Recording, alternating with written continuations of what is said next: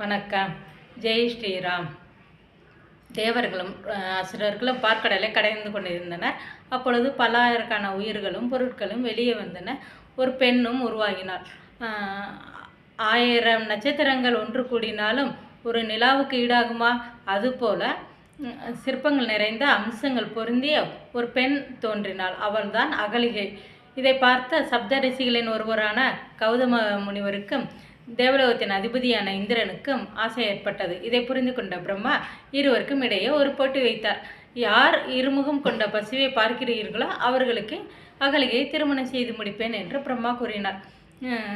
முருகன் எப்படி மயிலேறி ஞான பழத்திற்காக ஈரேலோகம் சென்றாரோ அதே போல இந்திரனும் ஈரேலோகமும் தேட ஆரம்பித்தார். இருமுகம் கொண்ட பசுவை பார்ப்பது எப்படி சாத்தியம் என்று கௌதம முனிவர் தவம் புரிந்து கொண்டிருந்தார். நாரதர் தோன்றி, என்ன இவ்வளோ கவலையாக இருக்கிறீர்கள் என்று கௌதம முனிவரிடம் கேட்க பிரம்மாவின் நிபந்தனைகளை கூறினார். அது எப்படி இருமுகம் கொண்ட பசு இருக்க முடியும்னு நாரதர்கிட்ட கேட்குறாரு. அதுக்கு நாரதர், பிரம்மா சொன்னது தவறாக இருக்காது, சரியாகத்தான் இருக்கும், கண்டிப்பாக இருக்கும் அப்படின்னு சொல்லி பக்கத்தில் உள்ள கோசாலைக்கு இருவரும் போகிறாங்க. அங்கே இங்கேயும் பார்த்தா எங்கேயும் தேடியும் அந்த பசு கண்டுபிடிக்க முடியல. ஒரு பக்கமாக பார்க்கும்போது நாரதர் பார்க்குறாரு, பசு கன்று ஈன்று கொண்டு இருந்தது. இதை பார்த்த நாரதர் கௌதம முனிவரிடம் காட்டுகிறார். இதுதான் எருமுகம் கொண்ட பசு என்று நாரதர் கூறுகிறார். உடனே கௌதம முனிவர் பிரம்மாவிடம் போய், நான் நாரதரோட சாட்சியுடன் இருமுகம் கொண்ட பசுவை நான் பார்த்து விட்டேன் என்று கூறினார். பிரம்மாவும் அகலிகையை கௌதம முனிவருக்கே மனமுடைத்து வைக்கிறார்.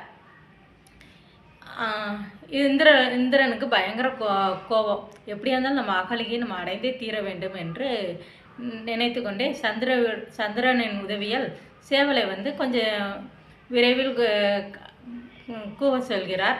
சந்திரனும் அதே மாதிரி பண்ணுறாரு. அப்போ கௌதம முனிவர் விடிந்து விட்டது என்று நினைத்து கமண்டலத்தை எடுத்துக்கொண்டு கங்கை நதிக்கு போய்கிட்டு இருக்கார். உடனே இந்திரன் கௌதம முனிவர் மாதிரி உருவம் எடுத்து அவருடைய குடிலுக்கு போகிறார். அகலியும் தன்னுடைய கணவர் என்று நினைத்து உள்ளே அழைத்தார். கௌதம முனிவர் பாதி தூரம் போயிட்டு இருக்கும்போது, இன்னும் விடியவே இல்லையே, அப்புறம் எப்படி சேவல் குவிச்சு, அப்போ இங்கே ஏதோ தப்பு நடக்குது அப்படின்னு நினைத்துட்டு திரும்பி அவருடைய குடிலுக்கே வருகிறார். பார்த்தா உள்ளே இந்திரன், கௌதம முனிவர் உருவத்தில் இந்திரன் இருக்கிறார். இதை அறிந்து கொண்ட கௌதம முனிவர் அகலிகை கதவு பார்க்குறாரு. என்ன 2 பேரும் கௌதம முனிவராக இருக்காங்கன்னு அகலியை நினச்சிட்டு ஆச்சரியப்படுகிறார்.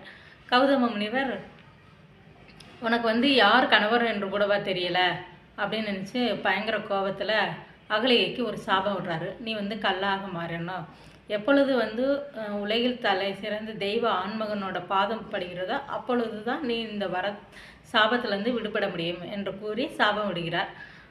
ஒரு நாள் விஸ்வாமித்திரர் ராமருடன் வனத்தில் இருக்கும் பொழுது ஒரு இடம் மட்டும் ஒரு இடத்துல ஒரு கல் மட்டும் சுத்தமாக இருக்குது. அங்கே சுற்றி வர புழுதியும் தூசியுமாக இருந்துச்சு. ராமர் கேட்குறார், இந்த கல் மட்டும் எப்படி சுத்தமாக இருக்குது, அதுவும் அந்த கல்லில் துளசி செடி முளைத்திருக்கிறதே அப்படின்னு என்று கேட்கிறார். அதுக்கு விஸ்வாமித்திரர், அது கல் கிடையாது, அது ஒரு பெண்ணோட சாபம் அப்படின்னு சொல்லி எல்லாத்தையும் சொல்லிகிட்டு இருக்காரு.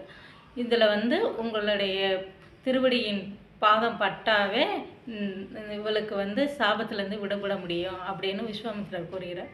ராமரும் தன்னுடைய பாதத்தை அந்த கல்லின் மேலும் வைக்கிறார். உடனே கல் பெண்ணாக மாறினார். அகலிகை சொல்கிறார், இது எனக்கு சாபம் கிடையாது, இது எனக்கு கிடைத்த மிகப்பெரிய வரம், உங்களுடைய பாதம் பட்டது அப்படின்னு சொல்லி ராமரை கையெடுத்து கும்பிட்டுறார். நன்றி. ஜெய் ஸ்ரீராம்.